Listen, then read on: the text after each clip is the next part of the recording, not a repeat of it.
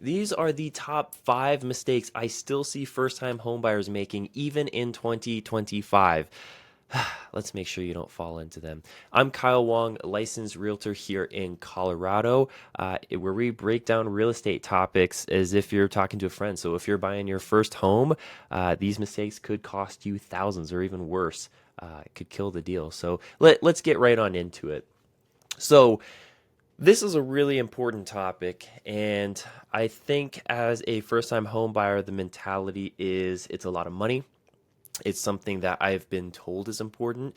Maybe it's important to me, my family, my future, my investment portfolio, all these reasons, and they're all totally valid. And you have this mindset often like, hey, I don't want to be taken advantage of on this situation. Like I want to make sure that I get the best advice. I want to make sure I get the best deal. I want to make sure I get the best house, right? And totally makes sense. So starting off with number 5. I'm not necessarily going in any particular order, but I would say number 1 is really important. So number 5, waiting for the perfect market. So whatever that sounds like, oh, I'm waiting for the bubble to pop. Oh, I'm waiting for interest rates to drop. Um, any economic situation that people can think of that would be just perfect for them to buy a house. It's totally fair for your situation to change before you buy a house. Enough savings, higher income, less debt, anything like that. But I think too often, it is something to take into consideration for sure.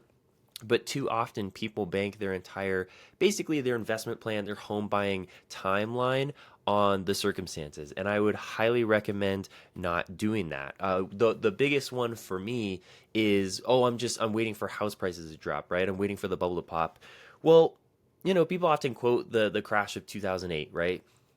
In those years. And again, like anything could happen. I don't have a crystal ball. I'm not going to say it can't or it won't or, this is impossible. All I'm doing is going off of the data that I have to give you the best information, the most up to date information. So we don't know for sure. And the other part is I'll just pause here and say, yeah, I'm a licensed realtor. I get paid when I help my clients buy and sell real estate for sure. But actually, written into our contracts is as their fiduciary, which means I legally represent them, have to uphold their best interest, even above my own. It means that I have to give it to them straight, right? And I wouldn't feel comfortable just because of my own ethics, my own morals, but also I'm legally obligated not to do so. But I wouldn't feel comfortable advising people saying, oh yeah, it's a great time to buy. You should definitely spend this amount. Like I want to get my clients the best deal because I care for them, but also I want them to work with me again, right? And if you have ever worked with somebody who screwed you over, you're not going to work with them again, and that's not how good business is done. That's also just not the right thing to do. So yeah, just waiting on things to change, I guess. And again, we live in a crazy, at the time of recording, midsummer 2025, unprecedented times. But we seem to say that every 10 years. So there's always something, man. Historically, real estate prices go up. I would say, yeah, political cycles, they don't really affect prices too much. Obviously, we have our cyclical, economy reset, stuff like that. But that being said, I still have people to this day who I've been in touch with for, 3 plus years, 5 plus years. Oh, just waiting for things to get cheaper. I'm just going to be honest. I really don't think that's likely. And even if they do, over time, if you hold it, it's going to appreciate. Real estate appreciates. Kind of like stocks, right? I'm not in the day trading space, if you will, put it into stock terms, right? Like I'm a buy and hold type of guy, and that's how I advise my clients. And again, the conversation's very different if we're talking investors, right? If I'm talking with investors, we're talking numbers, specific, seasonal changes, all those things. I'm talking for my general first-time home buyers, young people, younger couples starting to plan for their future. Those are the people who I always advise, hey, if you're going to be in the house for at least 5 years, if you plan on enjoying that place again for at least 5 years, but you could see yourself living there for that time, you're happy with the payments, or you can afford it, obviously, then sure, go ahead and buy the house. I think the problem these days is, while it is absolutely an investment, and it's a huge investment at that, people see it solely as an investment and forget, like, hey, I have to live somewhere. So at the end of the day, whatever your situation is, most of the time you're going to be spending money to rent a house. And I'm here, let me go ahead and exclude these as well, right? I'm talking about market rent versus buying a house at market value. Some people have arrangements with friends, they've got roommates, they have a really cheap living situation. Awesome, that's great. They're staying with family, rent free. That's great. I'm not talking about that. I'm basically talking about at the current market value for your rent or for your home ownership, those more common and more realistic situations, right? Is that going to best serve my client? What that's going to look like. So timing the market.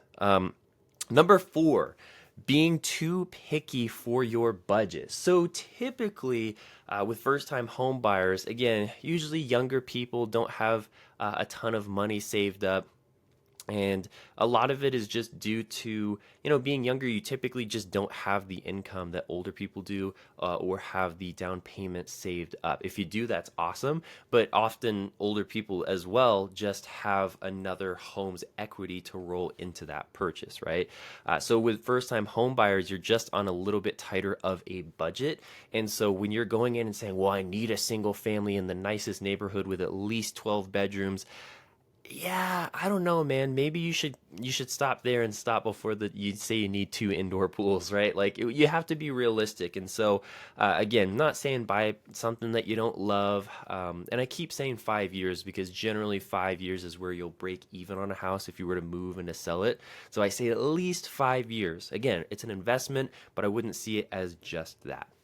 So, being too picky for your budget, there are things that I categorize as need to have, right? And then things that you want to have. Like, yes, it is nice to have a grotto and a colonnade and 12 acres and, a 6.5 car garage, right? But, what do you actually need? What do you see yourself needing on a daily basis? The other thing is being too specific. So it's kind of funny because number four was being too picky. So not being specific enough. Well, I'm sorry, not being specific enough. Number three is not being specific enough.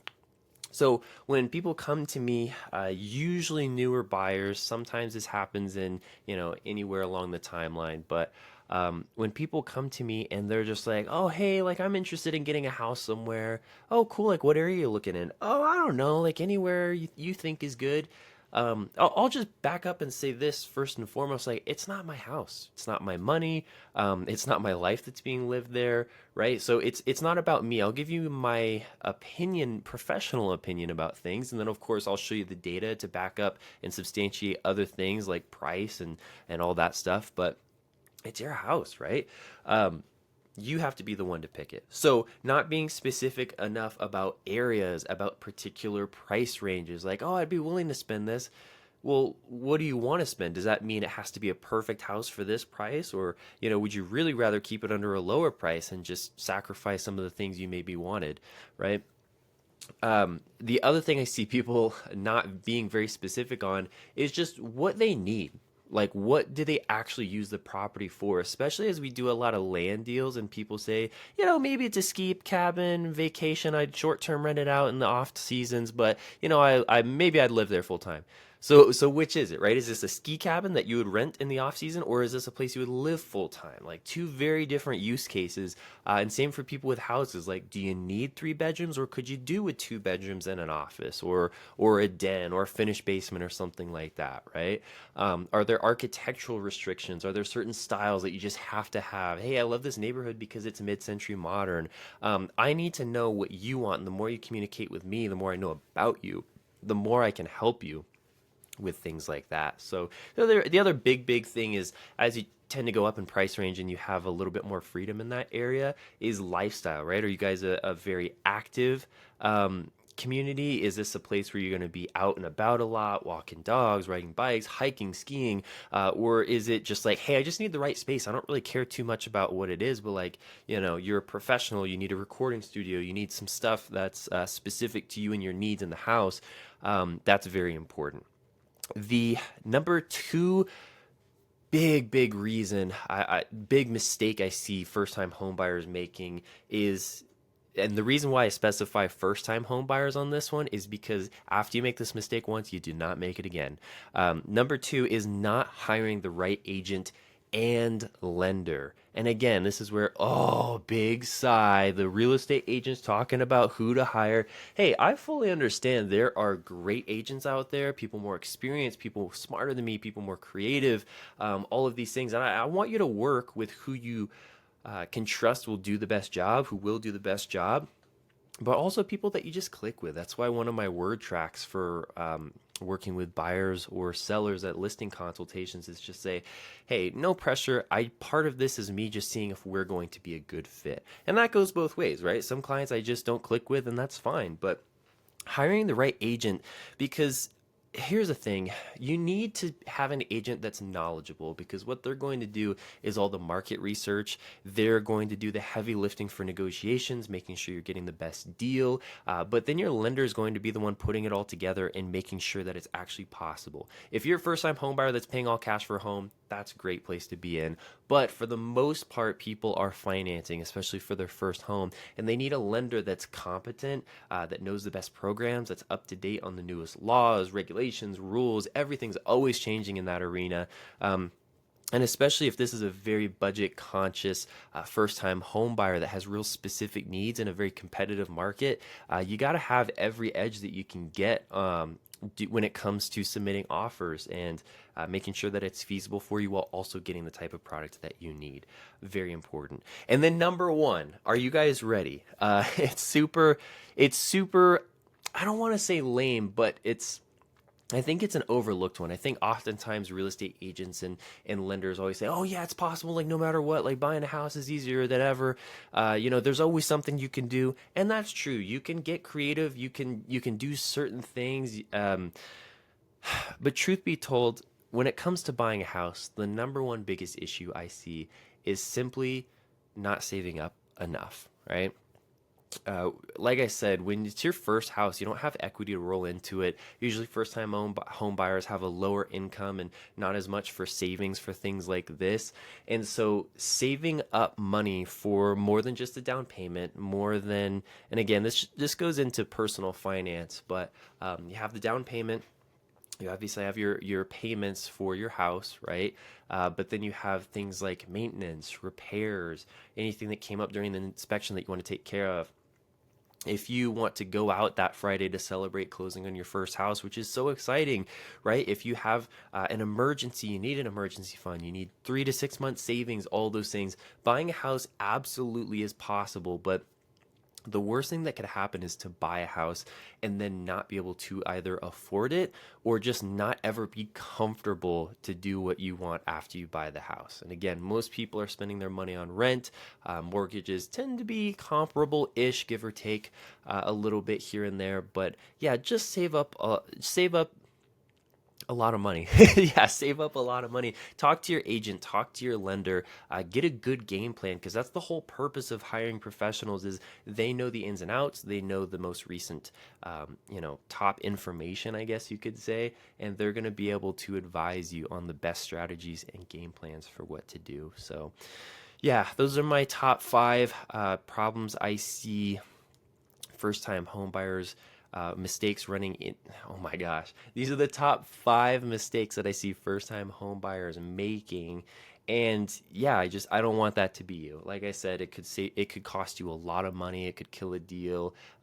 Generally, if any one of these things happens, and people will get a bad taste in their mouth, it just means they walk away and don't end up buying real estate just because of a bad experience, and that's a darn shame. So again, I'm Kyle Wong, licensed realtor here in Colorado. Thank you so much for listening to Real Estate Explained.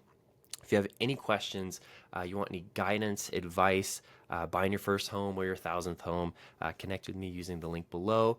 Let's make it make sense. So till next time, keep learning and stay confident out there. Talk to you guys soon. Thank you.